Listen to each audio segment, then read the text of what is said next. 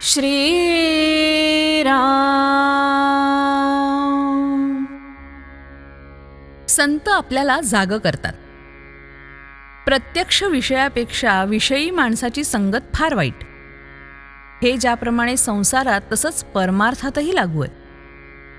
संगतीचा परिणाम नेहमी मनावर होतो, म्हणून चांगल्या विचारांच्या माणसांची संगत धरावी. चांगलं वाईट हे नेहमी आपल्यावरूनच ओळखावं. स्वतःला सुधारण्याऐवजी आपण जगाची सुधारणा करायला जातो, इथेच आपलं चुकतं. जगात संत असतील असं पुष्कळांना वाटतच नाही. संतांना ओळखायला आपल्या अंगी थोडं तरी भगवंताचं प्रेम असायला पाहिजे. आपल्याला आपल्या ध्येयाचा विसर पडला, परंतु संतांनी आपल्याला जागं केलं. चुकीची वाट चालत असताना अरे तू वाट चुकलायस अशी जागृती संतांनी आपल्याला दिली.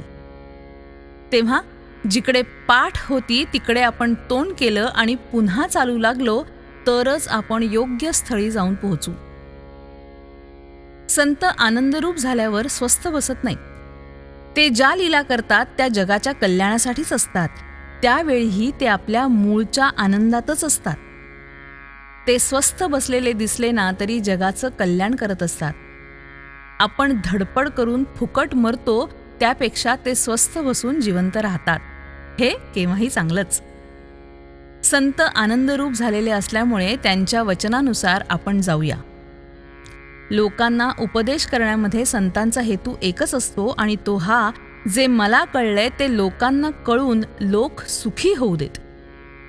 संत आपल्या स्वार्थासाठी सांगत नसल्याने त्यांचं म्हणणं आपल्याला खोटं कसं म्हणता येईल बरं?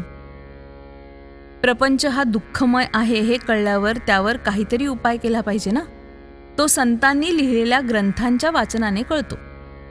त्या ग्रंथात सांगितलेलं आपण सगळं काही करावं.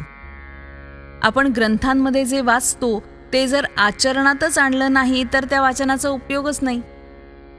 वाचनाचं मनन झालं पाहिजे.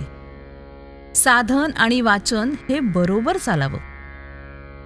ज्या संतांचा ग्रंथ आपण वाचतो त्यांच्या कृपे वाचून तो नीट समजणार नाही.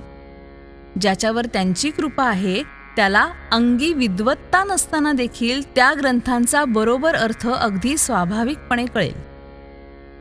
विद्वान हा कल्पनेनं सत्य स्वरूपाचं वर्णन करतो, पण संत मात्र निश्चयाने, खात्रीने आणि अनुभवाने ते रूप काय आहे हे सांगतात. सत्पुरुषांच्या वचनावर विश्वास ठेवून त्याप्रमाणे वृत्ती बनवणं हा खरा सत्समागम आहे. श्रीराम.